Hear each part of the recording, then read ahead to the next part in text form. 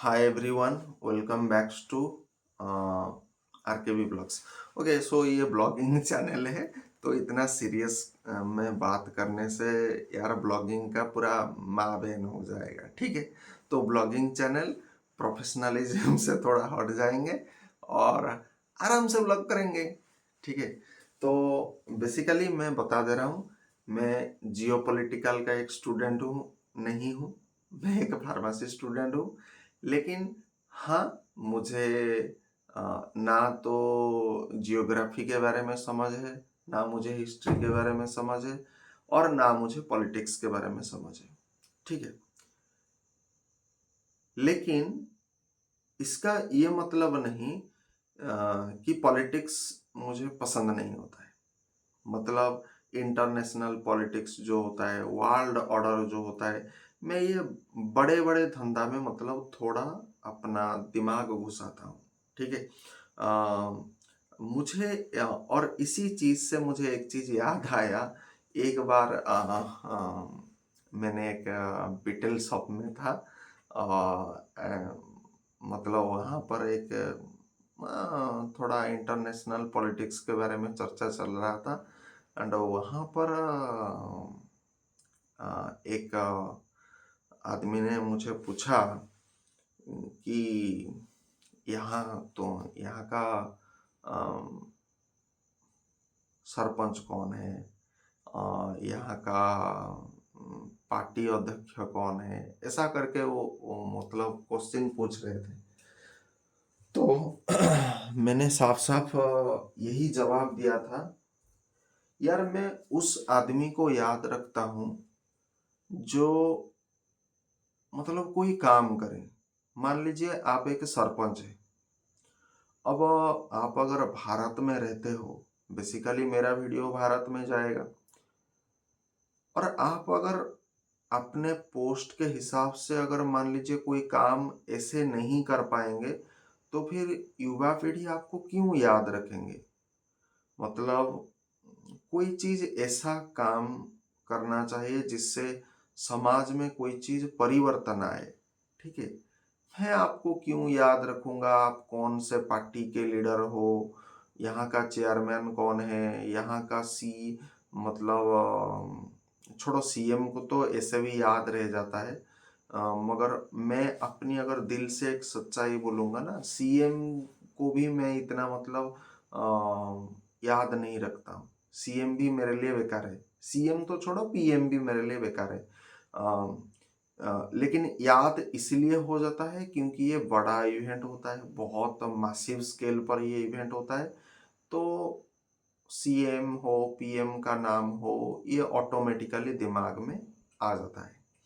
Now ये तो हो गया।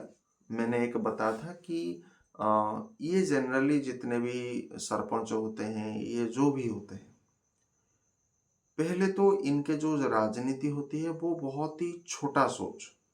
तू मेरे को सहायता करेगा, तू मेरे पार्टी के लिए वोट डालेगा, हमारे पार्टी के लिए वोट डालेगा, तो मैं तेरा घर कर दूंगा, राशन कार्ड दे दूंगा, जॉब कार्ड दे दूंगा, इसमें थोड़ा सहूलियत दे दूंगा। तो ये भाई जो चिंदी चोर वाला काम है, ये छोटे मोटे चीज में हम यार दिमाग घुसाते नहीं। और अगर हम दिमाग घुसाते नहीं है तो फिर आप जाहिर से बात बोलो, हम आपको क्यों याद रखेंगे। एक नेता का, एक पॉलिटिशियन का क्या फिगर होना चाहिए। एक पॉलिटिशियन, आप एक पॉलिटिशियन हो ना, पॉलिटिशियन, आप एक पॉलिटिशियन हो, तो आपका पहला काम क्या है। आपका पहला काम है सोसाइटी के लिए कुछ कुछ ना कुछ contribution. Society society society society हाँ, सोसाइटी के लिए कुछ ना कुछ कंट्रीब्यूशन आपको करना चाहिए। आपने क्या कंट्रीब्यूशन करते हो, यही कंट्रीब्यूशन करते हो कि हमको जो मतलब सुविधा देगा, हमारे पार्टी लीग के लिए जो काम करेगा, हम उसको घर देंगे, उसको राशन कार्ड देंगे, जॉब कार्ड देंगे। ये छोटी मोटी काम करते हो। तो छोटी मोटी काम अगर करोगे तो फिर आपको छोटे लोग याद रखेंगे, बड़े लोग क्यों आपको याद रखेंगे। कोई जरूरी है नहीं है। छोड़ो, ये तो हो गया आज का एक छोटा सा टॉप।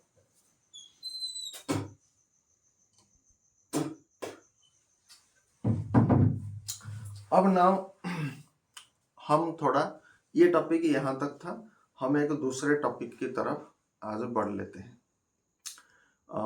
दूसरा टॉपिक होगा हमारा भारत में जो लोग ट्रैवल करते हैं बाहर देश के लिए, ठीक है, वहां पर मैं देखता हूँ, ऐसे यूट्यूब में मैंने बहुत वीडियो ऐसे देखा है, वहां पर क्लेम करते हैं, मान लीजिए जब भी कोई व्यक्ति रूसिया जाता है या यूक्रेन जाता है, वहां पर मतलब एक छोटी छोटी चीज, मतलब जब इंडियन टूरिस्ट जाता है तो बाहर देश में एक एक प्रकार से उनके साथ एक हरासमेंट होता है।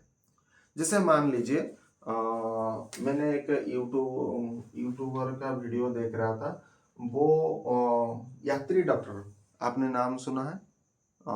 यूट्यूब में एक यात्री डॉक्टर करके एक यूट्यूब चैनल है, तो उन्होंने ये अभी यूक्रेन गया था, तो उन्होंने फीवर फीवर मेडिसिन में आपका क्या आता है, फीवर में आपका पैरासीटामोल आता है, कुछ एंटीबायोटिक उन्होंने कैरी किया था जैसा उन्होंने बताया था, एंड कुछ आपका डायरिया वाला मेडिसिन, ठीक है, डायरिया वाला मेडिसिन ऐसा कैरी किया था। तो डायरिया में आपका बेसिकली कौन आता है, डायरिया में आपका या तो आ जाएगा लोपेरामाइड, ठीक है, या तो लोपेरामाइड होगा, या तो आपका राशि काडोट्रिल होगा, राशि काडोट्रिल होगा, या फिर आपका एंटीबायोटिक में ये नॉर्टिजेड होगा, ठीक है, जैसे नॉरफ्लोक्सासिन टिनिडाजोल, ठीक है, नॉरफ्लोक्सासिन टिनिडाजोल, या फिर ओफ्लोक्सासिन के साथ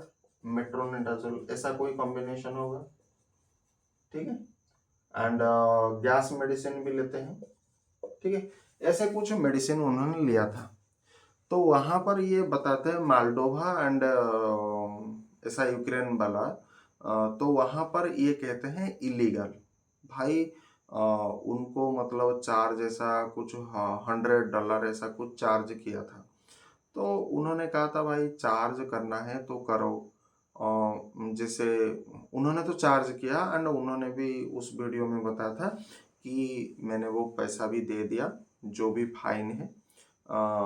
ये जनरली देखो, आपको अगर आपके देश में, एंड दूसरा प्रॉब्लम आ रहा था उनके पास जो मैंने देखा था कि ई वीज़ा जारी करते हैं यूक्रेन वाले, ई वीज़ा, ठीक है, ई वीज़ा जारी होता है, एंड इसमें जब इंडियन लोग बाहर जाते हैं तो उनको घंटों घंटों, उन्होंने उस वीडियो में बताया था कि 9 आवर, भाई 9 घंटे तक आप, मतलब कौन करता है किसको इंटरोगेशन 9 घंटा के लिए।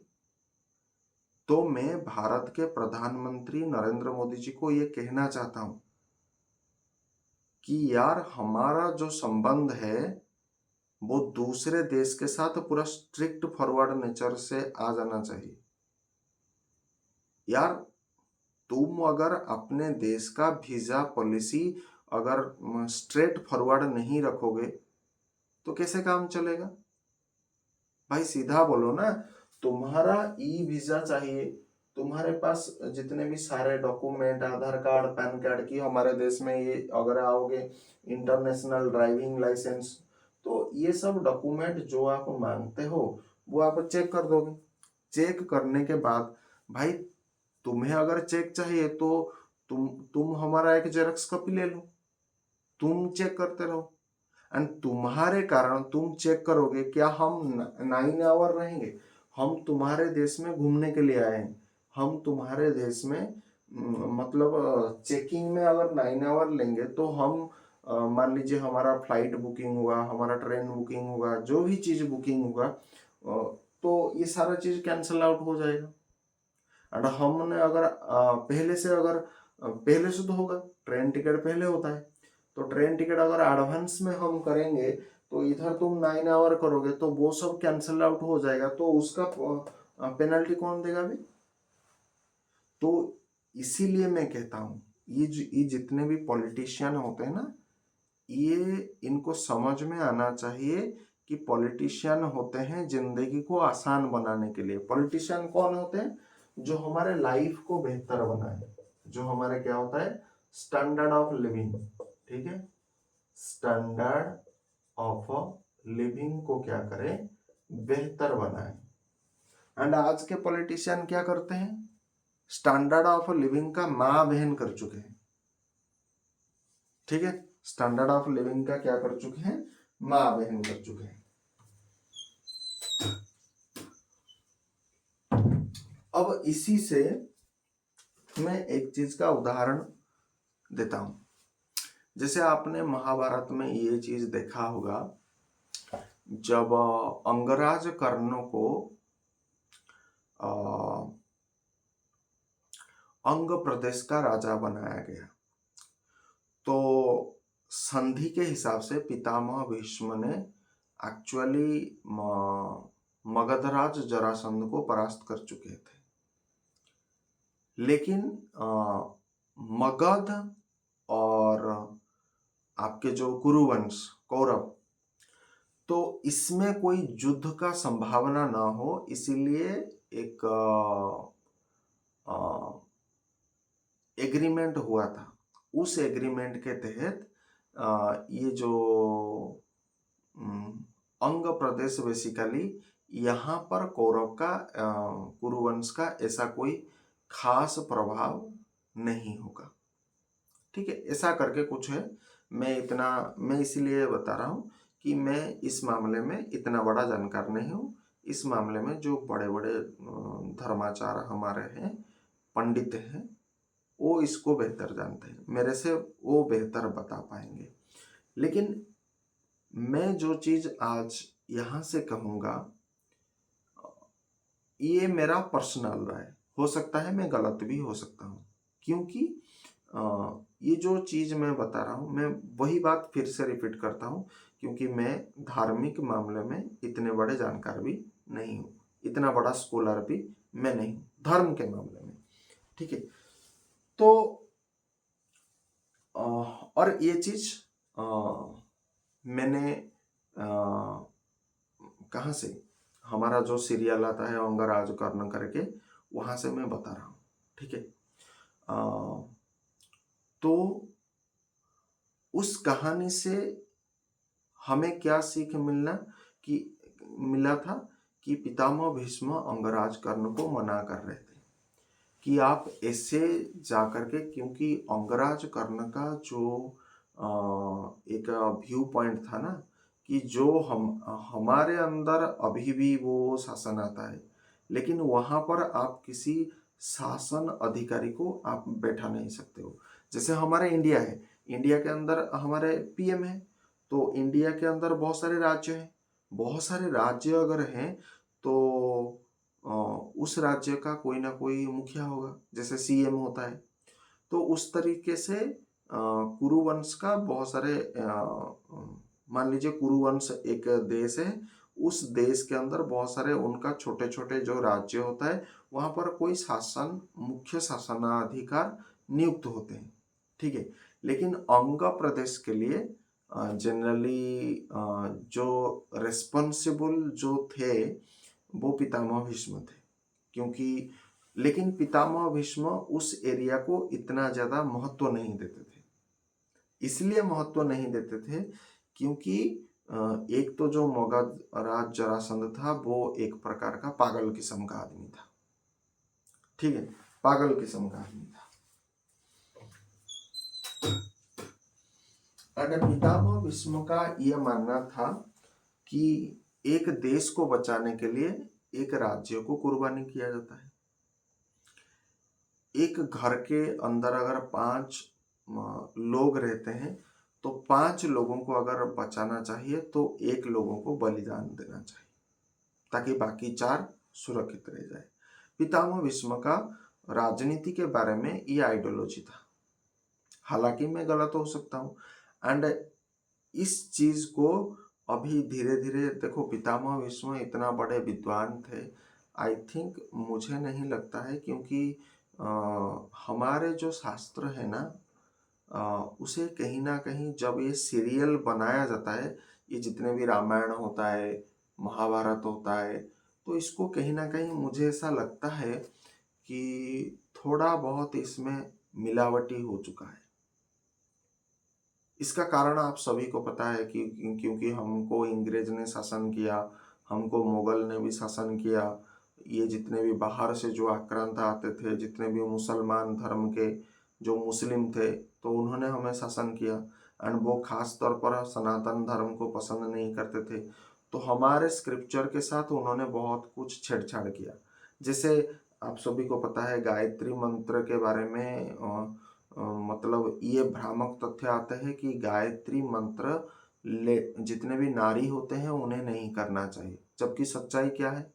गायत्री मंत्र का सबसे बड़ा जो चेहरा है वो पंडित श्री राम शर्मा आचार्य है। उन्होंने क्या बोला था कि गायत्री मंत्र सभी कर सकते हैं, नारी भी कर सकते हैं। तो छोड़ो, ये तो कहानी, ये तो हम सभी को पता है, क्योंकि अगर आप कॉमन सेंस भी लगाओगे ना, तो पितामह भीष्म का व्यक्तित्व ऐसा नहीं था। कारण कुछ इसीलिए मैंने कहा कि जब कालखंड व्यतीत होता है ना भाई, सत्य से त्रेता आया, त्रेता से द्वापर आया, द्वापर से कली आया, तो इसमें कुछ ना कुछ प्रलय होगा। एंड भारत का इतिहास में भी आपका अंग्रेज शासन है, आपका मुगल शासन है, बहुत सारे आक्रांतों ने हमें शासन किया। तो कहीं ना कहीं मैं ये समझता हूँ कि हमारे जो स्क्रिप्चर के साथ, या फिर अभी जो रामायण महाभारत जितने सीरियल आते हैं, कहीं ना कहीं उन्होंने कुछ ना कुछ मिलावट किया है। ठीक है, एंड इसी मिलावट के ऊपर मैं दोबारा आऊंगा। ठीक है, सो पहले हम कहाँ पर थे? अंगराज कर्ण पर थे, बाद में इस टॉपिक पर आऊंगा। ठीक है, अंगराज कर्ण का जो सिद्धांत था वो था कि पितामह भीष्म का सिद्धांत क्या था कि एक देश को अगर बचाना चाहिए तो हमें एक राज्य का बलिदान करना चाहिए, जबकि अंगराज कर्ण का सिद्धांत था कि मैं अंग का शासक हूँ। क्योंकि उनका जब दुर्योधन ने उन्हें शासन भार नियुक्त किया अंगराज कर्ण को, तो अंगराज कर्ण ने कहा था कि अंग प्रदेश का राजा मैं हूँ, तो इस प्रदेश के लिए जो भी करना है वो मैं करूँगा। ठीक है, तो उन्होंने सीधा छेड़ दिया किसको? मगधराज जरासंध को। एंड उनके बीच में जो युद्ध था, अंगराज कर्ण ने जरासंध को हरा दिया था। तब अंगराज कर्ण ने एक एक चीज असूल किया। देखो, अंगराज कर्ण पर्सनल लेवल पर पितामह भीष्म को पसंद भी करते थे एंड नापसंद भी करते थे। जब उसने अपमान किया था किसका? जरासंध ने जब पितामह भीष्म का अपमान किया था, तो उस वक्त अंगराज कर्ण ने जरासंध को यह कहा था कि मैं पर्सनल लेवल पर पितामह भीष्म को कई मामले में नापसंद करता हूं, लेकिन इसका यह मतलब नहीं कि तुम पितामह भीष्म का अपमान करो, क्योंकि मैं खुद भी पितामह भीष्म को महान मानता हूं। भाई, वो भीष्म पितामह है, पितामह पितामह होते हैं। तो यही कहानी से सीख लेकर के मैं भारत के जितने भी डिप्लोमेट होते हैं उन्हें ये संदेश देना चाहता हूं। ये एक प्रकार का कह सकते हो यार, हम अब अनुरोध नहीं करते हैं। ये जो नया युवा पीढ़ी है ना, ये तुमको अनुरोध मतलब नहीं करता है, हम तुमको ये ऑर्डर देते हैं। अब वो जमाना गया, अब वो जमाना नहीं रहा है कि हम आपको अनुरोध करेंगे। अनुरोध नहीं, ये ऑर्डर है। और ये ऑर्डर इसलिए दे रहा हूं, एक बात आपने सभी जाने होंगे कि या तो शास्त्र की भाषा सुनो या शस्त्र की भाषा। जिसको शास्त्र समझ में नहीं आता है ना, उनके लिए क्या दिया जाता है? डोज, शस्त्र। अगर मान लीजिए आपका फीवर हुआ है, मैं आपको 500 mg का पैरासीटामोल दूंगा, तो आपको मान लीजिए काम नहीं करेगा, तो मैं क्या करूंगा? 650 mg दूंगा। उसी तरह से अगर आपको शास्त्र समझ में नहीं आता है, तो आपको शस्त्र ही समझ में आएगा। हम ऐसे विचारधारा के लोग हैं। तो ये एक प्रकार का ऑर्डर है कि आप इस कहानी से प्रेरित होकर के भारत की जो छवि है, जो कमजोर हुआ है, उसे ठीक करिए। हमारे पास ये जो यूक्रेन, रूसिया, जो भी आ रहे, जो भी लीडर, उनसे ये बात करिए कि जब हमारा देश का कोई भी व्यक्ति आपके देश में जाएगा, आप सिर्फ उनका ऑथेंटिक डॉक्यूमेंट वेरीफाई करना एंड उसके बाद उसे रिलीज करना। ये 9 घंटे तक इंटरोगेशन करने का क्या मामला है? क्या उन्होंने कोई क्राइम किया है क्या? तो आप सीधी तरीके से ये बात करो, भाई एक डॉक्यूमेंट को चेक करने में कितने वक्त लगेगा? भाई आधार कार्ड है रेडी, यस, आपने देखा है। पैन कार्ड है, यस है।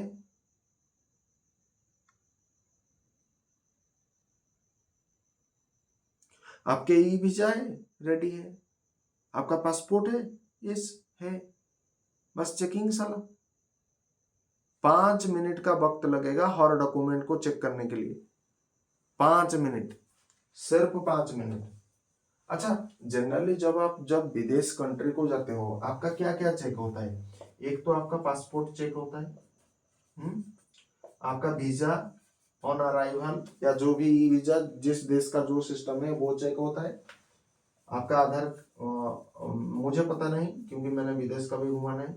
आपका ऑथेंटिसिटी को पूरा जानने के लिए शायद आधार कार्ड, पैन कार्ड ऐसा कुछ चेक होता होगा।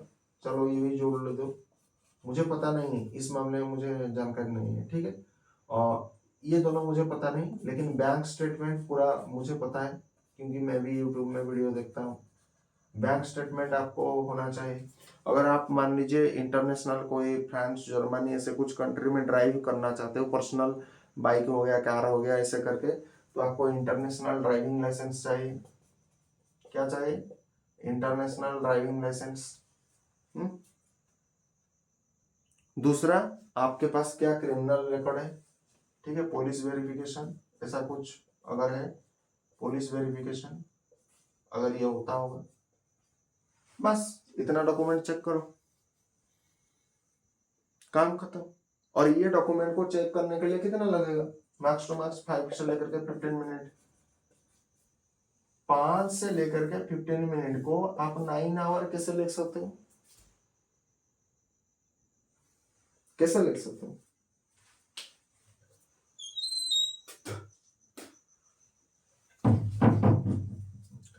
5 से लेकर के 15 मिनट तक एक चीज को देखने में मतलब 9 आवर आप हमारे देश का कोई लोग को आप 9 आवर तक वेट कराओगे, पूछताछ करोगे? इसीलिए मैं भारत के प्रधानमंत्री एंड जो हमारे विदेश मंत्री, उन्हें ये कहना चाहता हूं, इस पर काम करिए। चाहे वो पुतिन आए, चाहे वो ट्रंप आए, चाहे वो जेलेंस्की आए, उनके साथ ही ये डायरेक्ट मतलब इस पर बात करें। इससे भारत का छवि खराब होता है, इससे भारत का छवि खराब होता है।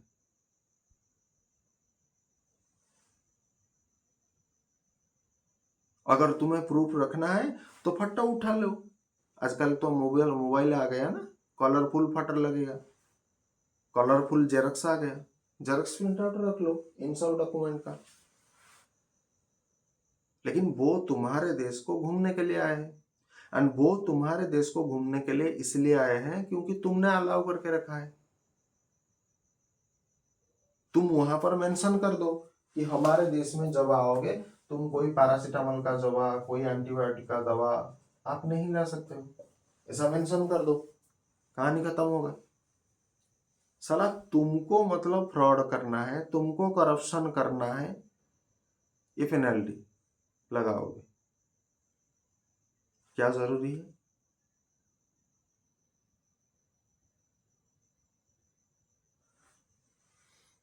एंड ये जो रामायण महाभारत कहानी, ये मैंने बोला ना, ये जो अंगराज कर्ण का कहानी, इसे यही शिक्षा मिलता है। हम कितना एडवांस हो जाए ये जरूरी नहीं, हम अपने रूट से कितने जुड़े हैं। बहुत सिविलाइजेशन आया, बहुत सिविलाइजेशन चला गया, लेकिन भारत का सिविलाइजेशन, हमको अंग्रेज ने शासन किया, हमको मुगल ने शासन किया, बहुत सारे छोटे मोटे युद्ध हुआ, फिर भी भारत का वजूद किसी ने हिला नहीं पाया। क्यों? क्योंकि हमने अपने रूट को पकड़े थे। हमारा रूट क्या है? हमारा रूट स्पिरिचुअल है। हम एक धार्मिक देश है, हमारा रूट यही है, स्पिरिचुअल। हमारा रूट क्या है? कल्चर, हमारा संस्कृति, हमारा परंपरा। हमने इसको बजाय रखा और हमने जिंदा रहा।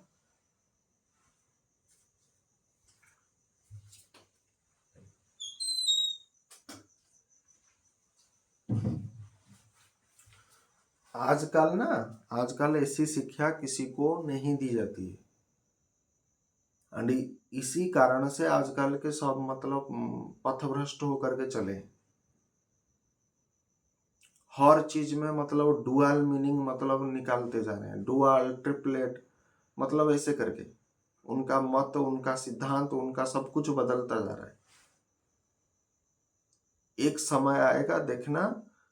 देखो, आजकल के भारत में जितने भी लोग हैं ना, वो कहते हैं गणतांत्रिक देश में आप मतलब क्या नहीं कर सकते हो, किसी के जो काम जो होता है उसे आप बलपूर्वक दबा नहीं सकते हो। अच्छा, तुम देश में आतंकवाद करोगे, तुम देश के विरुद्ध में षड्यंत्र करोगे, तुम पब्लिक में बस में आग लगाओगे, तुम हिंसा फैलाओगे, अराजकता फैलाओगे, और तुम्हें अगर आकर के कोई रोकेगा तो तुम कहोगे हमारी आजादी खत्म हो गई। भाई गजब है कि फ्रीडम ऑफ एक्सप्रेशन मिलना चाहिए। फ्रीडम ऑफ एक्सप्रेशन क्यों तुम्हें चाहिए? फ्रीडम ऑफ एक्सप्रेशन तुम्हें क्यों क्यों क्या जरूरी है फ्रीडम ऑफ एक्सप्रेशन का? मुझे समझ में नहीं आता है।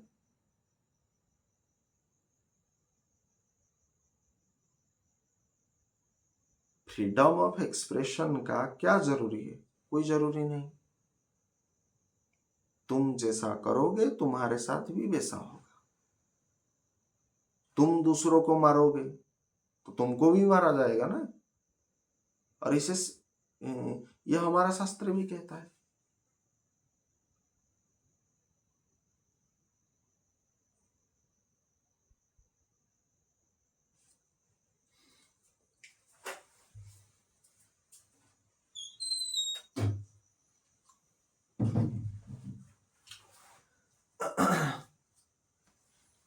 मैंने अभी अभी एक यूट्यूब पर एक पॉडकास्ट देख रहा था। ये जो राम राम के बारे में जो टेलीविजन पर दिखाया जाता है ना, कि रावण ने सीता को ले लिया था, उसके बाद राम ने परित्याग कर दिया था, उसे जंगल में छोड़ दिया था। मैंने वो पॉडकास्ट डिटेल में नहीं देखा था, लेकिन वहाँ पर जो आए थे वो बता रहे थे कि उस समय में कांग्रेस गवर्नमेंट चल रहा था। उन्होंने इस चीज को प्रेशराइज किया कि ये कहानी इसमें ऐड करो। तो इसीलिए मैं कहता हूँ कभी कभी कॉमन सेंस भी अप्लाई करो। ठीक है, धर्म के नाम पर अगर आपको कोई ऐसे चीज कह रहा है तो उसमें कॉमन सेंस होना जरूरी है। क्योंकि सोचो, प्रभु श्री राम अपने पत्नी सीता को जंगल में छोड़ देंगे, क्या ये तुम्हें कुछ अटपटा सा नहीं लग रहा है? एंड अभी ये चीज क्यों इवॉल्व हो रही है? अभी का गवर्नमेंट क्या कौन है? BJP government. तो बीजेपी गवर्नमेंट के कारण आप अगर देखे होंगे, कांग्रेस गवर्नमेंट के समय में मैं किसी पार्टी विचारधारा से प्रभावित नहीं, बिल्कुल भी नहीं। लेकिन आप अगर देखोगे, सनातन धर्म का जो पहले एक स्टैंड था एंड अभी जो स्टैंड है वो बिल्कुल अलग है। मैं ये नहीं कहता हूं बीजेपी में जितने लीडर हैं वो सब अच्छे हैं, मैं ये नहीं कह रहा, लेकिन मैं ये अवश्य कहूंगा कि बीजेपी में जो बात होती है वो कांग्रेस से थोड़ी अलग होती है। आपने अगर देखा होगा कि ये तो सभी को पता है ना, कोई चीज छुपा छुपाने वाली तो बात नहीं। कांग्रेस और बीजेपी, कांग्रेस का जो मेजर वोट बैंक है वो क्या है? मुस्लिम, ये तो सभी को पता है। बीजेपी का जो मेन वोट बैंक है, अच्छा ये थोड़ा राजनीति पर आ गया, तो इसको अच्छे से डिस्कशन और करेंगे।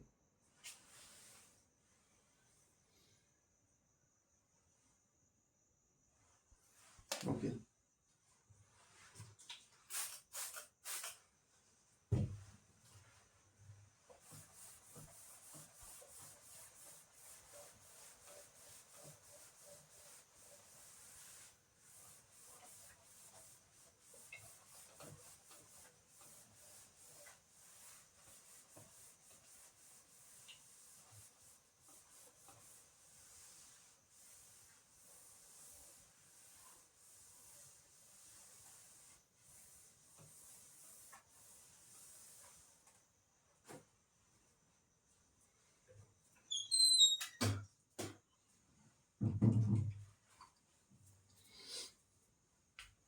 आप अगर देखोगे, एक होता है कांग्रेस पार्टी, ठीक है, एक होता है बीजेपी पार्टी, ये सब आपको पता है। कांग्रेस पार्टी का जो मेजर वोट बैंक है वो क्या है? मुस्लिम, क्योंकि इन्हीं लोगों ने इनको मतलब भर भर के जिताते हैं, ठीक है। एंड बीजेपी का जो मेन वोट बैंक है वो क्या है? हिंदू। बीजेपी का मेन वोट बैंक है क्या है? हिंदू। अब ये कांग्रेस ने देखो देश को कैसे कैसे बर्बाद किया, ठीक है। मैंने वो पॉडकास्ट थोड़ा आधा अधूरा ऐसे करके देखा है, लेकिन वहां पर जो आए थे, जो पॉडकास्ट का नाम भी भूल गया कौन सा चैनल है, लेकिन मैं कोशिश करूंगा वो पॉडकास्ट दोबारा देखने के लिए। लेकिन उन्होंने बहुत इंसाइटफुल बात बताया था कि हमारे जो रामायण सीरियल आता है वहां पर जब रामानंद सागर का उन्होंने नाम लिया था, कि जब रामानंद सागर इस चीज को शूटिंग करने के लिए मतलब गए थे, तो उस समय में कांग्रेस गवर्नमेंट था, तो उन्होंने क्या किया कि फोर्सफुली कहा गया कि तुम ये सीन उसमें थोड़ा ऐड करो। तो रामानंद सागर ने कहा था कि अब तक जो रामायण का जो पैटर्न होते आ रहा है वो हिंदू स्क्रिप्चर के अनुसार आ रहा है, ऐसा नहीं कि हम अपने मन से कोई चीज कहानी लिख रहे हैं। तो उन्होंने कांग्रेस गवर्नमेंट की तरफ से ये चीज मतलब फोर्स किया गया है कि इस चीज को आप थोड़ा ट्विस्ट करो, इसको ये चीज ऐड करो। एंड अभी जो गवर्नमेंट आ रहा है बीजेपी गवर्नमेंट, तो बीजेपी गवर्नमेंट क्या कर रहा है, वो ये देख रहा है कि भाई जिस जो सही हो वही चीज हमको दिखाओ, जो सही नहीं है नहीं है, जो असल में हकदार पाना चाहते हैं उनका नाम हमें बताओ। अब की जो मोदी सरकार की अगर बात हम करेंगे, तो इन्होंने क्या किया था, देखो इन कांग्रेस वालों ने आपका जो SC ST कोटा, अब देखो किस तरह से धर्म के राजनीति, ये जो कांग्रेस वाले जितने भी पॉलिटिशियन होते हैं ना, ये बोलते हैं कि धर्म के नाम पर राजनीति मत करो। अब धर्म के नाम पर राजनीति कौन करता है? सला सबसे पहले हमारे हिंदू धर्म में कौन आता है? ये SC आते हैं, ST आते हैं, ठीक है। तो इन्होंने क्या किया था, मैंने वो डेट भूल गया, शायद 1950 बदे 1950 में उन्होंने क्या किया था, SC ST कोटा रिजर्वेशन, ठीक है, SC ST कोटा रिजर्वेशन ये हुआ था। इसके ऊपर मैं लाऊंगा, ये थोड़ा डेट में मैं कंफ्यूज हूँ, थोड़ा आप चेक कर लेना। जो भी 1950 में उन्होंने क्या किया था, SC ST कोटा रिजर्वेशन करके ऐसा कुछ किया था। मतलब आज़ादी हम कब हुए, 1947, तो इसके आई थिंक 2-3 साल के बाद, मतलब बहुत कम समय में, ठीक है, SC ST का कोटा रिजर्वेशन किया था। और देखो ये जो पार्टी है, इस पार्टी का मतलब कैसे वोट को मैनिपुलेट करने का सिद्धांत आपको समझना पड़ेगा। पहले देखो कांग्रेस ने क्या किया था कि मुस्लिम, ठीक है, मुस्लिम तो इनको पूरा वोट देगा, क्योंकि मुसलमान का सिंपल फंडा है, आप अल्लाह अकबर कर दो, आप एक टोपी पहन लो, इतना कर लो, थोड़ा बहुत उनके धर्म के हिसाब से आप जो भी मान्यता है उसको सम्मान दो, आप मुसलमान का वोट आराम से पा जाओगे। ये मैं नहीं कह रहा हूँ, ये अकेला मैं नहीं कह रहा हूँ, दुनिया में जितने लोग होते हैं यूट्यूब में पूरा भरा पड़ा है, आप बड़े बड़े जितने भी विद्वान हैं, ठीक है, उनको उठा लेना, आपको समझ में आ जाएगा, ठीक है।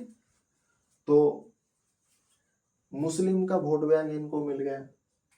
अब देखो इन्होंने क्या किया कि हिंदू, तो कांग्रेस को अच्छी तरह से पता है कि हिंदू वोट बैंक हमें नहीं मिलेगा, ठीक है, तो उन्होंने क्या किया, कोटा रिजर्वेशन स्टार्ट किया। नाउ इस कोटा रिजर्वेशन से क्या होता है, कोटा रिजर्वेशन, कांग्रेस देखना जब भी कोई काम करेगा उसके पीछे एक आदर्श तत्व रख देगा। क्या आदर्श तत्व?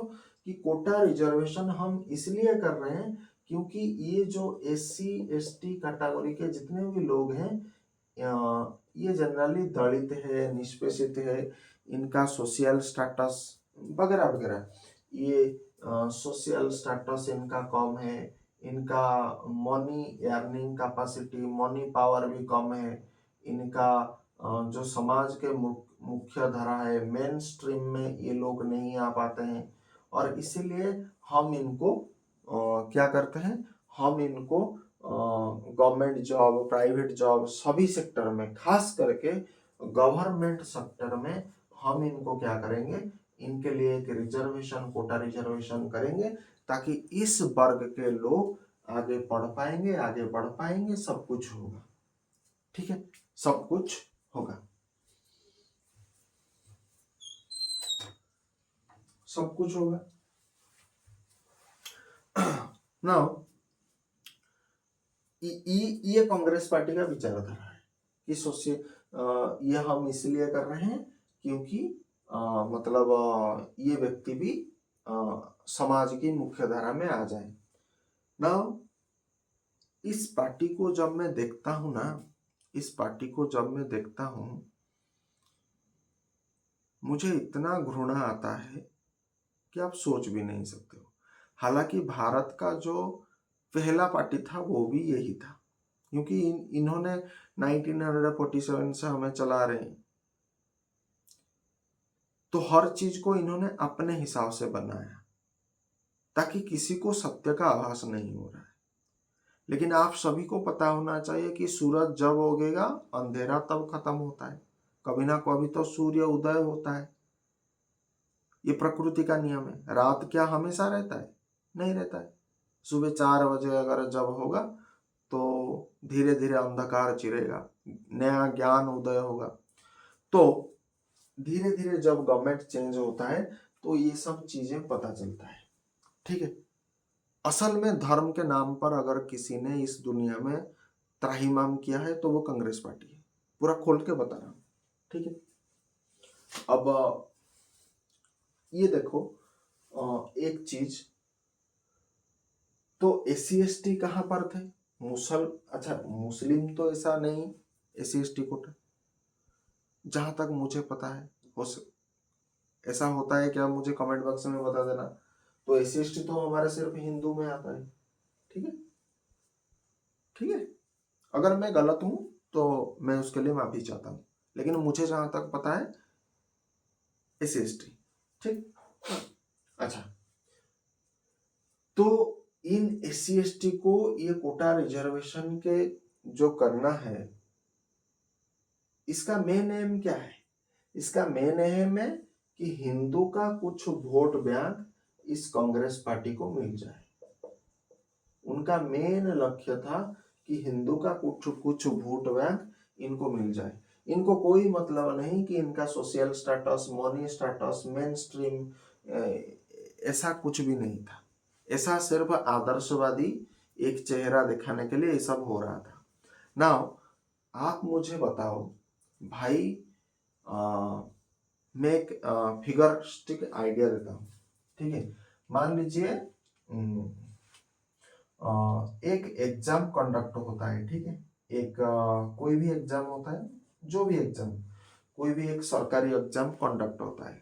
उसमें बहुत सारे बच्चे क्या करते हैं, फॉर्म फिलअप करते हैं, and after that selection they get the job. ठीक है, नाउ उसमें क्या होता है, मान लीजिए हमें टोटली 5 पोस्ट निकलता है। ठीक है, 5 पोस्ट किसी भी गवर्नमेंट एग्जामिनेशन में, एक उदाहरण के तौर पर देता हूँ।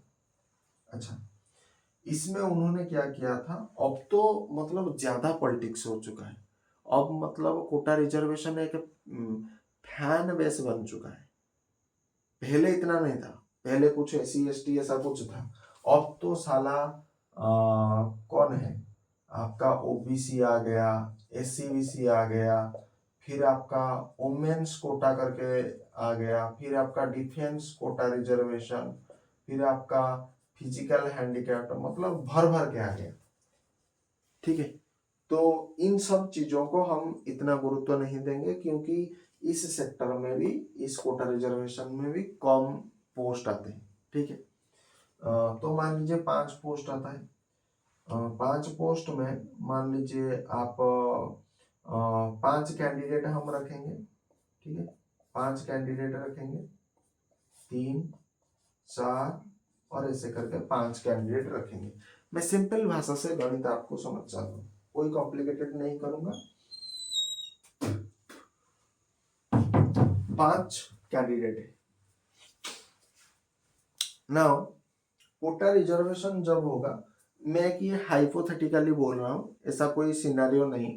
ठीक है, हाइपोथेटिकल स्पीकिंग, तो मान लीजिए 5 कैंडिडेट से हमने, मान लीजिए SC, ये 3-4 जो पोस्ट होगा ये SC को देता हूं, और एक पोस्ट हमने क्या करा, ST को दिया। ठीक है, और बाकी जो 2 पोस्ट है वो बाकी सभी लोगों के लिए है। मतलब उसमें आपका ऑन रिजर्व आएगा, उसमें आपका OBC आएगा, उसमें आपका डिफेंस आएगा। ऐसा ऐसे बहुत लोग करेंगे, जिसको हम देना चाहेंगे वो देंगे। हालांकि मैंने यहाँ पर लिमिटेड 5 पोस्ट रखा था, थोड़ा और पोस्ट अगर बढ़ाएंगे तो मामला और साफ नजर आएगा। ठीक है, तो यहाँ पर टोटली 2 पोस्ट है, तो हमने इसलिए 2 फिगर आउट किया है कि 2 पोस्ट ऑन रिजर्व को भी जा सकता है, OBC को जा सकता है। लेकिन इसमें पॉलिसी क्या होगा कि OBC के लिए एक तो परमानेंट रहेगा, SC के लिए ये परमानेंट रहेगा, एंड ST के लिए ये पूरा परमानेंट रहेगा। बाकी एक जो पोस्ट है वो ऑन रिजर्व कैटेगरी में कोई भी पा सकता है। ठीक है ना, अच्छा 5 पोस्ट टोटली पब्लिश हुआ है, तो 5 पोस्ट अगर रूल आउट हुआ है तो इसका तो मतलब नहीं कि 5 ही कैंडिडेट एग्जाम देंगे। एग्जाम कितने देंगे? एग्जाम कम से कम लाख स्टूडेंट देंगे, 1 लाख स्टूडेंट देंगे। तो 1 लाख अगर हम कहेंगे तो ये थोड़ा हमें क्या लगेगा, उसमें थोड़ा कैलकुलेशन करना मुश्किल होगा। हम इसको हाइपोथेटिकल फिगर में कह रहे हैं कि टोटली मान लीजिए 5 पोस्ट आया, 10 कैंडिडेट ने एग्जाम दिया, ठीक है, 10 कैंडिडेट ने एग्जाम दिया, ठीक है, 10 कैंडिडेट ने एग्जाम दिया। नाउ कहानी देखो कैसे बदलता है, कैसे कोटा रिजर्वेशन भारत को पंगु बना रहा है। देखो 5 कैंडिडेट, अच्छा इसका मार्किंग भी हम एक सिंपल रखेंगे, एक मतलब क्योंकि हमने गणित पूरा आसान बनाया है, तो मान लीजिए 20 मार्क हमारा एग्जाम है, क्योंकि नजदीक नजदीक सब फिगर रखेंगे, ठीक है। मान लीजिए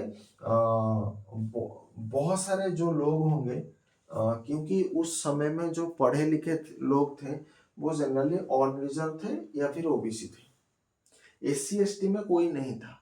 आप थोड़ा कॉमन सेंस भी अप्लाई करना। एससी एसटी में लोग इसीलिए नहीं थे क्योंकि उस समय में एससी एसटी की शिक्षागत हार इतना नहीं था, इतना नहीं था, मतलब जो भी था कम था, कम था, इसलिए इनको ये कोटा रिजर्वेशन दिया था उनके आइडियोलॉजी के हिसाब से। लेकिन बैकएंड के पॉलिटिक्स अलग है, ठीक है। तो मान लीजिए 20 मार्क, तो मान लीजिए जो 20 मार्क है टोटली, एंड पोस्ट आपका 5 है, कैंडिडेट आपका 10 है। मान लीजिए कैंडिडेट अगर 10 होंगे तो हम यहाँ पर ये शुरू करेंगे।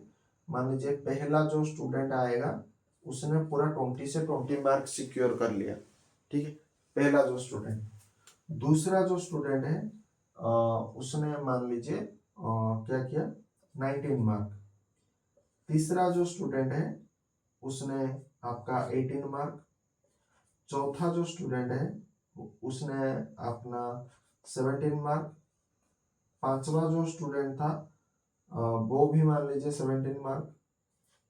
छठवा जो स्टूडेंट था वो आपका 16 मार्क। एंड 7वें नंबर पर जो स्टूडेंट था वो मान लीजिए 15 मार्क्स। 8वां जो स्टूडेंट था वो भी 15 मार्क्स। उसके बाद 9th नंबर पर जो था वो मान लीजिए कितना मार्क, और थोड़ा कम कम आएगा, 14 मार्क्स इसे दे लेते हैं। एंड अच्छा यहाँ पर थोड़ा चेंज करना पड़ेगा क्योंकि गणित उससे टोटली 2 पोस्ट 3 पोस्ट, अच्छा इन 3 में चेंजेस कर देते हैं। अच्छा इन 3 में चेंजेस इसीलिए होगा, अच्छा इसको 16 मार्क दे देते हैं, ठीक है। एंड 8 9 10 ये SC ST, हमारे लिए SC ST में कितना रिजर्वेशन है, टोटली 3 कैंडिडेट पब्लिश हुआ है, ठीक है। तो उस समय में SC ST की इतना शिक्षागत हार नहीं होता है। तो मैं क्या समझ रहा हूँ, मैं जो समझ रहा हूँ उनका नंबर भी कम आएगा। कितना आएगा, मान लीजिए 20 मार्क होगा तो ये मान लीजिए 8 नंबर स्टूडेंट 4 मार्क्स, फिर आपका 3 मार्क्स, कोई ज्यादा से ज्यादा 7 मार्क। तो ऐसे करके ये जो मार्किंग सिस्टम है ये बेसिकली आपका SC ST वाला है, ठीक है, SC ST वाला है। समझ में आ रहा है? अच्छा हमारे पास टोटल पोस्ट कितना है, 5 पोस्ट। फॉर्म फिलअप कितने ने किए, 10 स्टूडेंट। एंड ये सब 10 स्टूडेंट की मार्किंग सिस्टम है। एंड ये जो नंबर मैंने दिया है ये SC ST नंबर, क्योंकि आप अभी भी अगर आप SC ST की अगर शिक्षागत हार इतना मतलब रिजर्वेशन देने के बाद भी अभी आप कॉम्पिटिटिव एग्जाम जा करके उठा लो, SC ST की मार्क इतना भी नहीं। हालांकि मैंने GPAT में देखा है क्योंकि मैं फार्मेसी का स्टूडेंट हूँ, अभी SC ST में थोड़ा बहुत परिवर्तन आ रहा है। मैं किसी SC ST का कोई विरोधी नहीं हूँ, ठीक है, ये बात आप नोटिस कर लो। मैं भी जानता हूँ कि धीरे धीरे आपका परिवर्तन आ रहा है। सरकार ने जो ये कांग्रेस पार्टी ने SC/ST कोटा रिजर्वेशन जो स्टार्ट किया था उसका कहीं ना कहीं इम्पैक्ट आ रहा है। ठीक है, ये मैं मना नहीं कर रहा हूँ। जहां पर मैं आपको, देखो आप अगर सही तरीके से अगर कोई जॉब पाओगे ना, मैं आपका विरोध नहीं करूंगा। ये मेरा पूरा फ्री फ्रैंक आइडिया है। भाई तुम सक्षम हो तो मैं कुछ उसमें नहीं बोलूंगा। मैं सिर्फ बोलता हूं ये पॉलिटिशियन को, आपको नहीं। आप तो एक छोटे मोहरा हो और आपके कारण इस देश का सर्वनाश हो रहा है, आप ही के कारण। और आपको मोहरा किसने बनाया? इस कांग्रेस पार्टी ने। ठीक है, आप एक शतरंज का एक मतलब चाल हो, एक गोटी हो जिसे बोलते हैं। ठीक है, मान लीजिए ये हो गया फिगर आउट। अच्छा, यहाँ पर अगर आप ध्यान दोगे, यहाँ पर देखो, आप अगर ध्यान दोगे, कैंडिडेट नंबर ए कितना पाया? 20 मार्क से 20 मार्क, क्योंकि सारा कॉम्पिटेटिव एग्जाम किस में होता है? आपका ऑब्जेक्टिव बेस होता है, तो इसमें कुछ ज्यादा करने का नहीं है। ये सब मार्क जो पाए हैं वो माइनस मार्किंग के चलते पाए हैं। तो कैंडिडेट 1 तो पूरा 20 मार्क से 20 मार्क ले आया है, तो वो तो गवर्नमेंट जॉब पूरा पाएगा। ठीक है, एंड हमारे लिए कितना टोटली पोस्ट है? ऑन रिजर्व है OBC, ये टोटली 2 पोस्ट है। हाइपोथेटिकली स्पीकिंग कर रहा हूँ, ठीक है, उस चीज को समझना। तो ये जो 20 और 19, भाई ये तो डायरेक्ट सिलेक्शन ले जाएंगे, क्योंकि 18, भाई 19 ज्यादा नंबर होता है, 18 कम नंबर होता है। तो पहले तो ये 20 और 19 जो होता है ये पहले गवर्नमेंट जॉब के लिए पक्के हो जाएंगे, तो इसका कुछ करना नहीं है। लेकिन यहां पर देखो, गणित आप असली समझो। यहां पर ये दोनों पूरा हाईली मेरिटियस स्टूडेंट, ठीक है, ये आपका क्या होता है? Highly merit student. ठीक है, इनके बारे में हमें कोई संदेह नहीं। ये दोनों जो स्टूडेंट है 20 मार्क और 19 मार्क, 20 मार्क और 19 मार्क, ये दोनों हाईली मेरिटियस स्टूडेंट है। इनके बारे में कुछ कहना नहीं है। भाई तुम लैम्बोर्गिनी कार की तरह हो, जब चलोगे सीधा एकदम अपने लक्ष्य पर पहुंचोगे, तो इनके बारे में कोई कुछ संदेह करने का नहीं है। लेकिन देखो, ये 8 नंबर वाला स्टूडेंट 4 मार्क ले आया, ये 9th नंबर वाला स्टूडेंट 3 मार्क ले आया, और ये 10th नंबर वाला स्टूडेंट ये भी 7 मार्क ले आया। करेक्ट? नाउ इसकी मार्किंग के साथ इसे कंपेयर करो, जमीन आसमान का फर्क होगा। कितना? ये देखो, 3 नंबर स्टूडेंट 18 मार्क पाया है, 4th number student 17 mark, 5th number student वही सेम मार्क, ये 4 एंड 5th दोनों सेम मार्क ले आए हैं, मतलब 17 मार्क, और ये 16 मार्क, और ये भी 16 मार्क, मतलब पूरा कंपटीशन पूरा टफ है। तो भाई मेरे पास 1 नंबर का ऑप्शन है, 2 नंबर, 3 नंबर, 4 नंबर, 5 नंबर। मेरे पास और भी 5 स्टूडेंट हैं जिनके ऊपर मैं बाजी लगा सकता था। हमारे देश ने यही पर गलती कर रहा है। 5 स्टूडेंट है जो देश को सर्विस दे सकते हैं, लेकिन 5 टोटल तो 5 पोस्ट आ गए, तो 5 स्टूडेंट इनमें से मुझे चाहिए। ठीक है, लेकिन बचेगा कौन? SC/ST के लिए टोटली अलॉटेड कितना है? 3 है, तो 5 - 3 कितना हो जाएगा? 2। तो 2 को छोड़ दो, बाकी 2 को हम सिलेक्ट नहीं करेंगे। हम कितनों को सिलेक्ट करेंगे? हम 3 को सिलेक्ट करेंगे SC/ST में। मैं एक SC/ST को क्यों चूज करूंगा, जबकि SC/ST का नंबर आ रहा है 4 मार्क, 3 मार्क, 7 मार्क। मैं SC/ST को क्यों चूज करूंगा? क्योंकि उनका ज्ञान ही कम है। क्यों चूज करूं उन्हें? बताओ।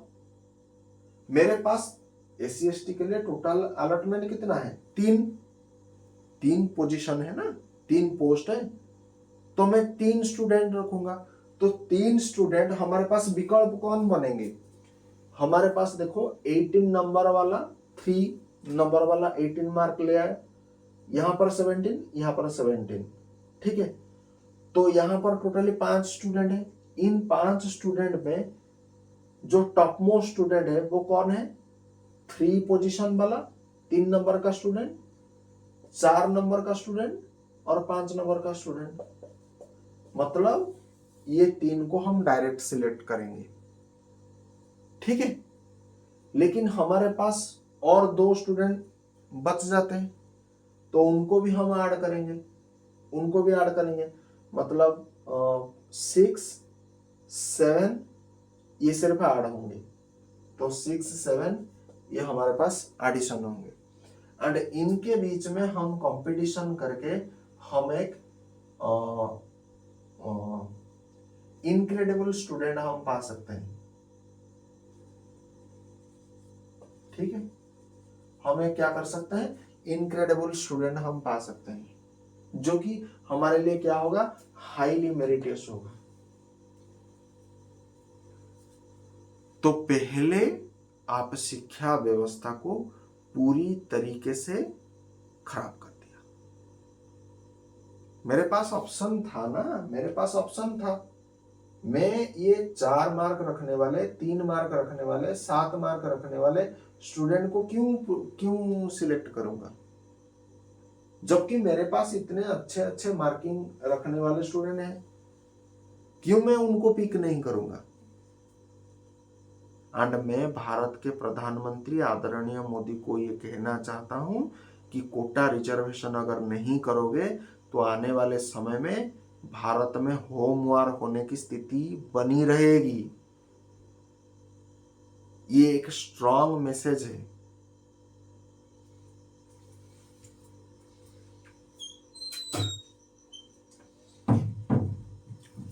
भले ही कोटा रिजर्वेशन कांग्रेस पार्टी की समय में हुआ है,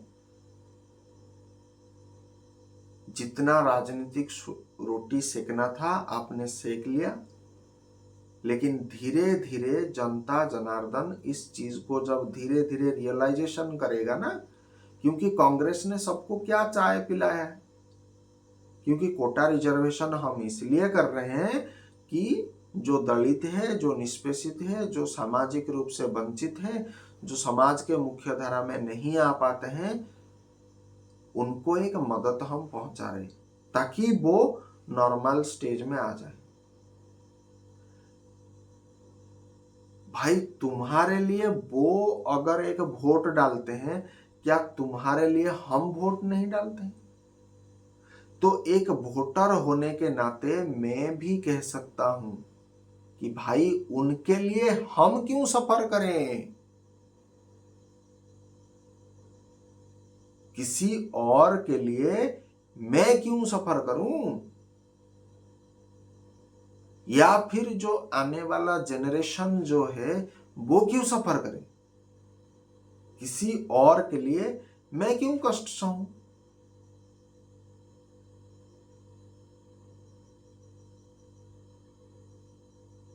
तुम्हें अगर SC ST को जॉब दिलाना है, भाई उनके लिए शिक्षा व्यवस्था फ्री कर दो।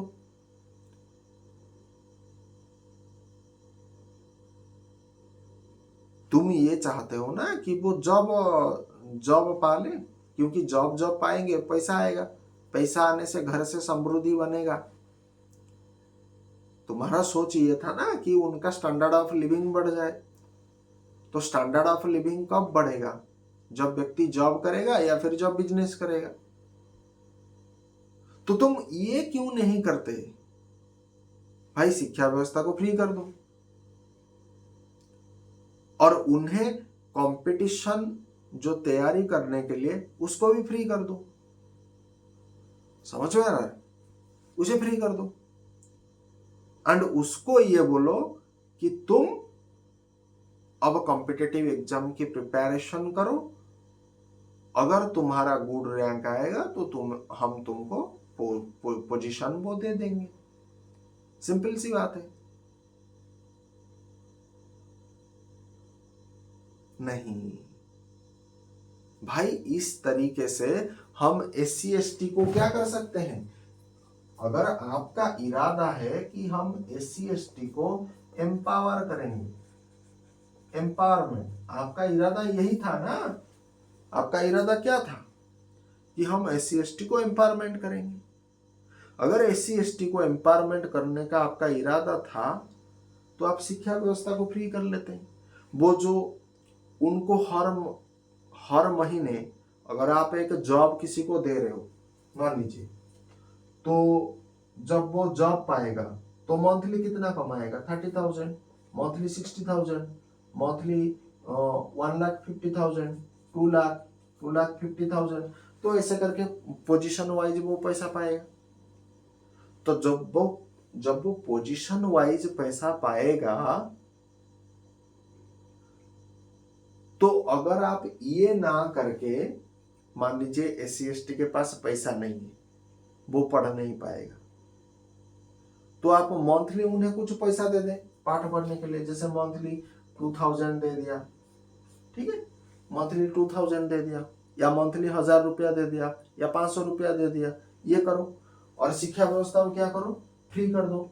और जितने भी बुक होता है, स्टडी मटेरियल होता है, उसको भी उसे फ्री ऑफ कॉस्ट में प्रोवाइड कर दो। एंड उसको, उस समाज के लोगों को क्या बोलो कि तुम अब पढ़ाई करो, ठीक है। अगर वो बिजनेस करना चाहता है तो उसे लोन दो। अगर मान लीजिए वो पढ़ाई नहीं करना चाहता है तो उन्हें बिजनेस करने के लिए लोन दे दो ताकि उनकी जीवन सुधर जाए। नहीं, तो कांग्रेस ने हर बार क्या किया कि हम तुम्हें, कहां पर मैंने लिखा था, हम तुम्हें सोशियली, मनी, मेन स्ट्रीम में लाना चाहते हैं। हर बार कांग्रेस ने यही गुड़ खिलाया, एंड इसी गुड़ के कारण आज बहुत लोग सफर हो रहे हैं। भाई अगर गुड़ खिलाना चाहिए था तो ये करते ना, नहीं, ये अगर करेंगे इसमें टाइम लगेगा, क्योंकि आप सभी को पता है कॉम्पिटिटिव एग्जाम थोड़ी ना आप अकेले पाठ पढ़ रहे हो, बहुत लोग पाठ पढ़ रहे हैं, आप अकेले स्टूडेंट नहीं हो।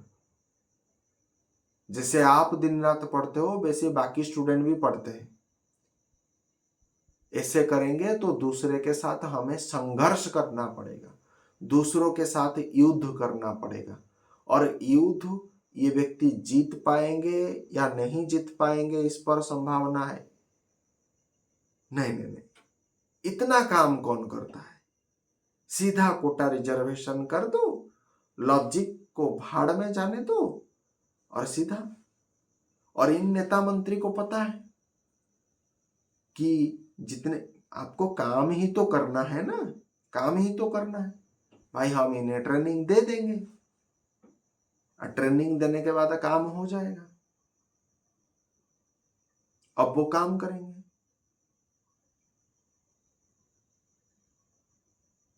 लेकिन पढ़ाई, पढ़ाई बुद्धिमान लोग करते हैं। पढ़ाई में बहुत एफर्ट लगता है। जो व्यक्ति कॉम्पिटिटिव एग्जाम की प्रिपरेशन करता है ना, उसे जाकर के पूछना कॉम्पिटिटिव एग्जाम क्या होता है, उसे पूछना, वो बताएंगे। कॉम्पिटिटिव एग्जाम, तुम अकेला कॉम्पिटिटिव एग्जाम नहीं दे रहे हो, तुम्हारे जैसे 1,000 लाख ऐसे देते हैं। जब तुम एक पोस्ट पाते हो ना, इसका मतलब तुम दूसरों से छीन करके ले आते हो, तुम दूसरों के साथ लड़ाई करते हो, इसका मतलब तुम्हारे अंदर एक योद्धा वाली गुण है। और ये जो व्यक्ति तैयार होते हैं SC/ST समाज वाले, इनके अंदर योद्धा गुण है। Relaxation, relaxation.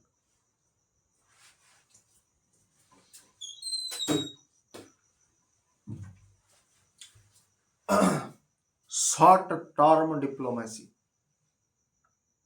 बट मैंने बताया कि दुनिया में ऐसा कुछ शॉर्ट टर्म डिप्लोमेसी नहीं होता है। और ये तो हो गया एक बात। अब देखो इस कांग्रेस पार्टी ने देश के साथ क्या किया, समाज के साथ क्या किया, ये भी जानना बहुत जरूरी है। इसीलिए मोदी हमेशा चिल्लाता है कांग्रेस मुक्त भारत चाहिए, इसीलिए चिल्लाता है। देखो अच्छा, ये तो हो गया, जो हो गया सो हो गया। अब देखो भारत को कितना क्षति हो रहा है। अच्छा, हमारे पास टोटल मेरिटियस स्टूडेंट कितने थे? 3, 4, 5, 6, 7 ये नंबर थे। कुल मिलाकर के 3 + 2 = 5 स्टूडेंट। ठीक है, वो 5 स्टूडेंट को जॉब नहीं मिला। हमारे पास जो 1 नंबर 2 नंबर का स्टूडेंट, ये तो हाईली मेरिटियस स्टूडेंट, ठीक है। बाकी हमारे पास जो 3 नंबर का स्टूडेंट, 4 नंबर का स्टूडेंट, 5 नंबर का स्टूडेंट, 6 नंबर का स्टूडेंट और 7 नंबर का स्टूडेंट, 1, 2, 3, 4, 5, ये जो 5 स्टूडेंट है, अगर 1, 2 हमारे लिए हाईली मेरिटियस स्टूडेंट है, तो हमारे पास ये जो 5 स्टूडेंट निकल करके आएंगे, ये मेरिटियस स्टूडेंट, ठीक है, ये मेरिटियस स्टूडेंट है। ये जो मेरिटियस स्टूडेंट है जिन्होंने कॉम्पिटिटिव एग्जाम की प्रिपरेशन किया था, अब वो 5 स्टूडेंट करेंगे क्या? और वैसे भी गवर्नमेंट जॉब कम आता है, गवर्नमेंट इतना गवर्नमेंट जॉब पब्लिश नहीं कर पाता है। तो ये 5 स्टूडेंट क्या करेंगे? और ये तो मैं बता रहा हूं, पता है किस ईयर की?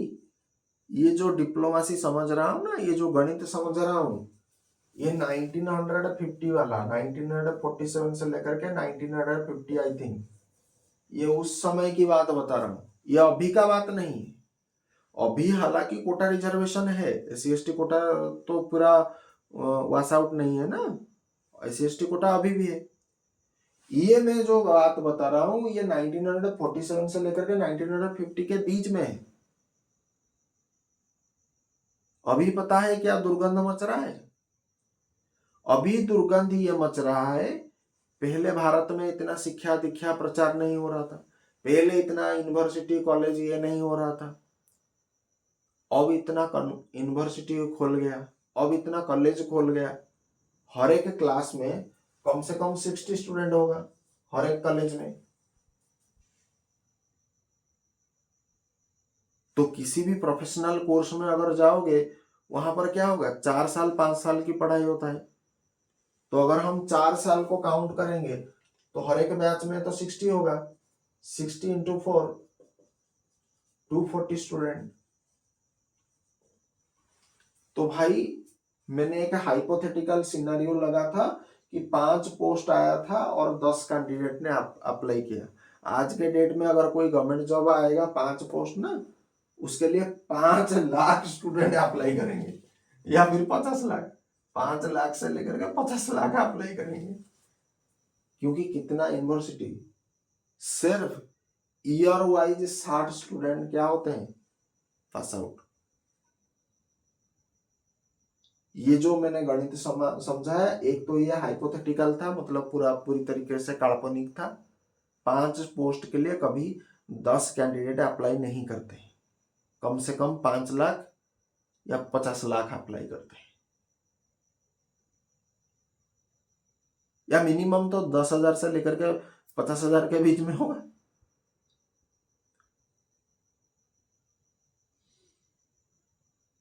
तो सोचो, ये हमारे पास जो 5 स्टूडेंट जो मेरिटियस है, ये क्या करेंगे, क्या करेंगे? और मैं ये मेरिटियस स्टूडेंट के जगह पर इन गधों को मैं क्यों चूज करूं, इन गधों को मैं क्यों चूज करूं? सिर्फ इसलिए, सिर्फ इसलिए कि आप सोशियली बहुत ज्यादा कमजोर हो, आप सामाजिक मुख्य धारा में नहीं आए हो। तो सामाजिक मुख्य धारा में अगर नहीं आए हो, तो इसका रिस्पॉन्सिबिलिटी किसके ऊपर? नेता के ऊपर। नेता क्यों होता है? पॉलिटिशियन का काम क्या होता है? पॉलिटिशियन का काम होता है लोगों की जीवन को बेहतर बनाना। लेकिन लोगों की जीवन को बेहतर कैसे बनाया जाता है?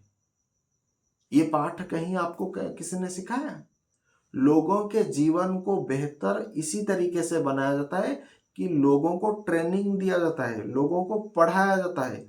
बाद में कहा जाता है कि तुम ये एग्जाम जब पास करोगे, हमने तुमको फ्री में एजुकेशन दे दिया, फ्री में ट्रेनिंग दे दिया, कोई भेदभाव नहीं किया, अब जाकर के एग्जाम दो। युद्ध करके। अगर आपके पास छीनने का सामर्थ्य नहीं है ना, तो काल आपको कोई छीन करके ले जाएगा। भीख में दाना मिलता है और छीनने से राज सत्ता मिलता है। ये याद रखना हमेशा। भीख में दाना। एक भिखारी का सामाजिक रूप से क्या इज्जत है? भीख मांगता है, प्रभु दे दीजिए, प्रभु दे दीजिए कुछ, अल्लाह के नाम पर कुछ दे दीजिए, गणेश के नाम पर कुछ दे दीजिए। ये होता है भीख। जब आप मंदिर में जाते हो भगवान शिव शंकर के पास, प्रभु तेरा ही धन, तेरा ही मन, सब कुछ तुझे ही समर्पण, ये होता है। क्योंकि भगवान के पास क्या होता है? ताकत। वो किसी के भी सांस को छीन सकते हैं। और इसी कारण से आप जाकर के मंदिर में जब पैसा देते हो, कोई सोना देते हो, क्या बोलते हो? प्रभु ये मेरा धन नहीं है, ये तेरा धन है, तेरा धन तुझे समर्पण। कभी हमारे नेता ने, खास करके ये कांग्रेस पार्टी ने, ये नहीं सिखाया आपको, ये नहीं सिखाया कि युद्ध करो। नहीं, उन्हें शॉर्ट टर्म पॉलिटिक्स खेलना चाहिए था। छोटे चुटकुले, फटाफट फटाफट। और इसीलिए मैं कहता हूं, इसीलिए मैं अक्सर कहता हूं कि ये जो प्रैक्टिकल काम होता है ना, इसका जो बाप होता है वो थियोरेटिकल नॉलेज होता है। ये मैं इसलिए नहीं कहता हूं क्योंकि कांग्रेस गवर्नमेंट को भली भांति पता था कि हमें सिर्फ काम ही तो करना है ना। तो किसी को अगर 1 साल अगर ट्रेनिंग देंगे, अगर वो नहीं सीखेगा, 2 साल ट्रेनिंग देंगे, 2 साल में नहीं होगा, 3 साल में दे देंगे, तो ट्रेनिंग देते जाओ, ट्रेनिंग देते जाओ, सिखाते जाओ, सिखाते जाओ, कभी ना कभी तो होगा ना। कांग्रेस को ये बात अच्छी तरीके से पता था। लेकिन भाई साहब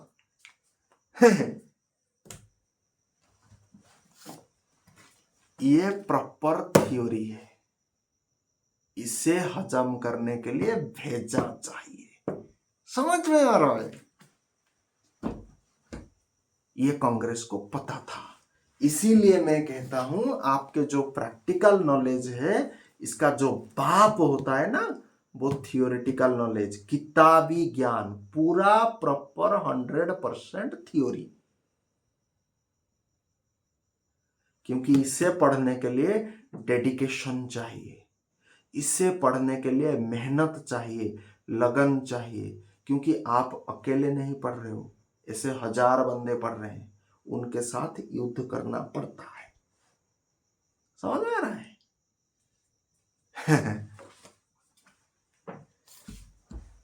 दुर्गंध भले ही कोई पार्टी लगाए, लेकिन मैं बीजेपी पार्टी को यह कहना चाहता हूं कि यार आप कम से कम सुगंध फैलाइए और लोगों को एजुकेट करिए, और हो सके इन SC/ST कम्युनिटी को साथ में लाए। इनको कहे कि पढ़ाई लिखाई करो और युद्ध करके छीन करके राज सत्ता पाओ। क्योंकि भीख में दाना मिलता है और राज सत्ता किसी को मारने से मिलता है। समझ में आ रहा है? किसी राजा को अगर बस में करना है ना, उस राजा का सिर छेद करना पड़ता है। वहां पर ये अहिंसा ये सब काम नहीं आता है, छीनना पड़ता है। समझ आ रहा है? भाड़ में जाए तुम्हारा अहिंसा, परमो धर्म।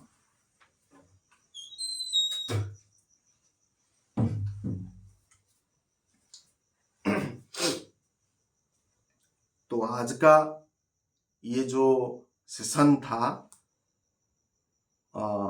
इसमें अगर मैंने कुछ गलत बोला है, मैं इसके लिए माफी चाहता हूं। लेकिन मुझे नहीं लगता है, क्योंकि मैंने जिस हिसाब से देखा है मैं उस हिसाब से बोल रहा हूं। ठीक है, जैसा दुनिया में जो सीक्वेंस चल रहा है उस हिसाब से ये मेरा व्यक्तिगत मत है। अगर मैं गलत हूं तो इसके लिए मैं माफी चाहता हूं, लेकिन मुझे नहीं लगता है कि मैं गलत हूं। फिर भी अगर मुझे कोई करेक्शन करना चाहता है तो कर सकता है, मैं उसके लिए, क्योंकि मैं हमेशा अपने ज्ञान को इम्प्रोवाइज करने के लिए मैं रेडी हूं। मैं अपने अंदर जो बदलाव लाना चाहता हूं वो मैं हमेशा के लिए सज्ज हूं।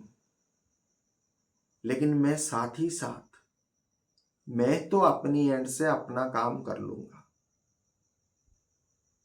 लेकिन समाज में ये जो लूप फॉल्ट है, किसी टांकी में अगर छेद हो जाएगा, उस टांकी में जो पानी होता है ना वो बाबू बह जाएगा।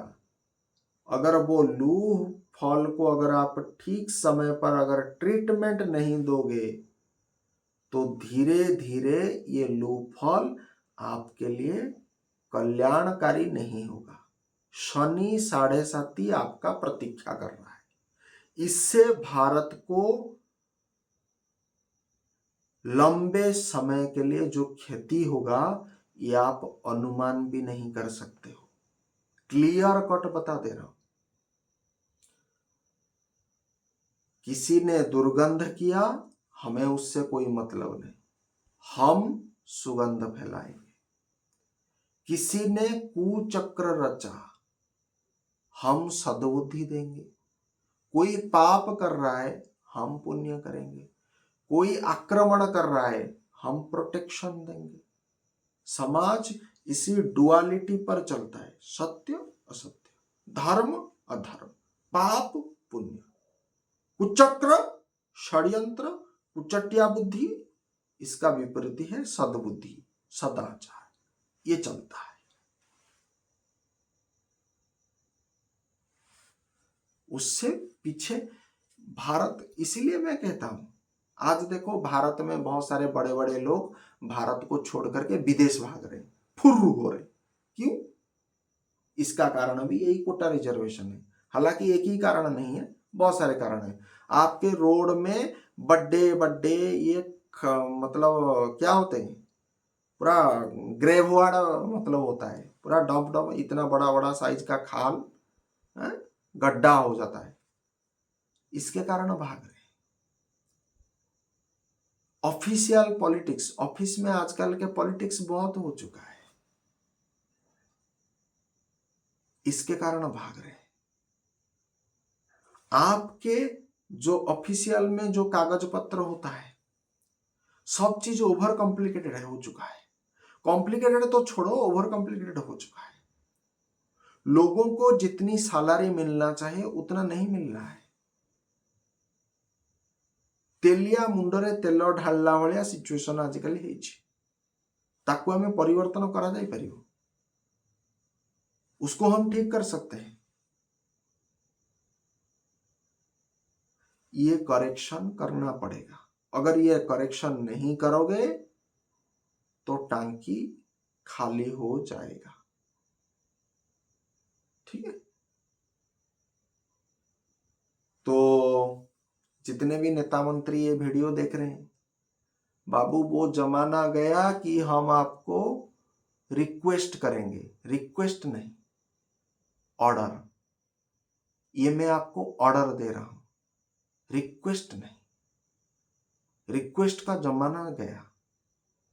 हम जैसे भी हैं वैसे ठीक है। और आपको क्या लगता है कि हमेशा आप ये जो सिस्टम चला रहे हो, बीजेपी पार्टी का भी मुझे स्टैंड आउट मतलब पता चलता है कि यार कीचड़ में क्यों जाएंगे, वोट बैंक फिसल जाएगा अगर SC ST कोटा हटा देंगे, ये सब, क्योंकि SC ST का वोट बैंक अधिक है। SC ST का क्या है, वोट बैंक अधिक है। कोटा रिजर्वेशन करेंगे तो ये कांग्रेस वाला पॉलिटिक्स में आ सकते हैं। ये बात तो सही है, कांग्रेस आ जाएगा अगर आप ये काम करोगे। लेकिन मैंने जैसा कि कहा कि ऑलरेडी आपके टांकी में छेद हो चुका है, भले ही दुर्गंध किसी ने किया है, लेकिन आपको सुगंध फैलाना चाहिए। उस सुगंध के चलते आपका पर्सनल नुकसान होगा, ये हमें पता है।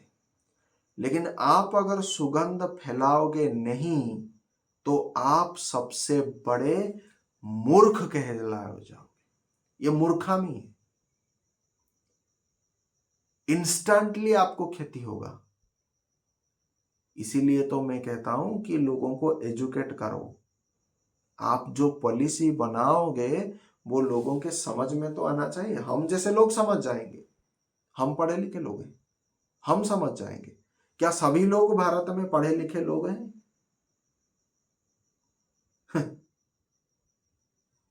नहीं। इसीलिए चीजों को बनाइए, करना पड़ेगा, सुगंध फैलाना पड़ेगा, क्योंकि दूसरे पार्टी दुर्गंध फैला रहा है, तो आपको सुगंध कंटिन्यूअसली करना पड़ेगा। समझ में आ रहा है? उस हिसाब से फिर काम चलना पड़ेगा।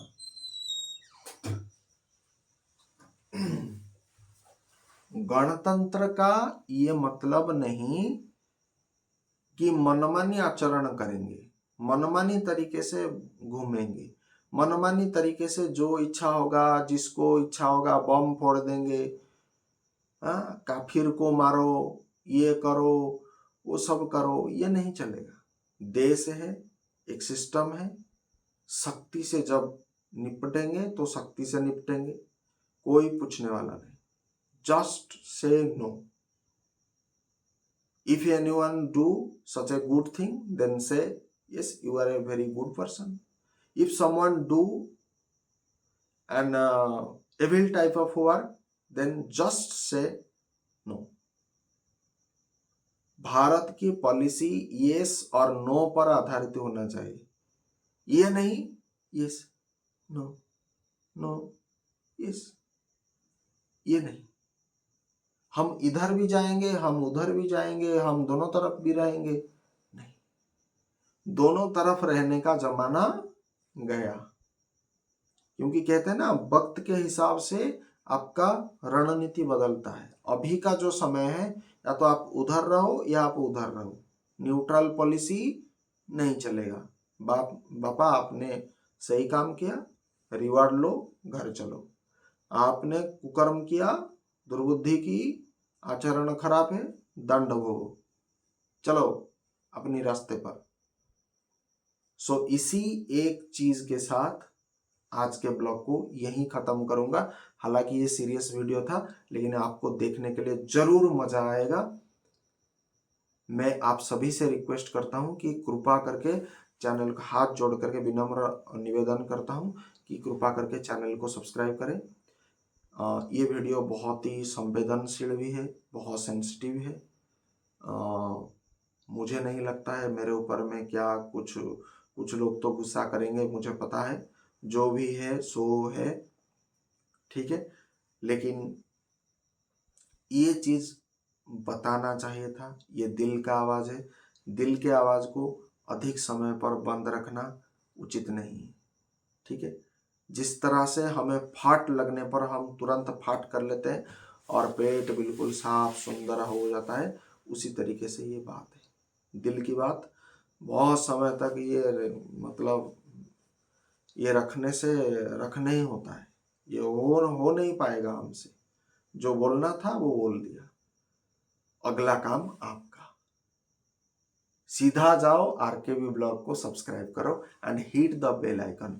एंड मैं आपको ऐसे ही इंटरेस्टिंग वीडियो लाऊंगा। आपका काम है सपोर्ट करना, सपोर्ट दिखाते जाओ, नया नया ज्ञान पाते जाओ। बोल आनंद कवार हरि हरि हरि बोल। जय जगन्नाथ।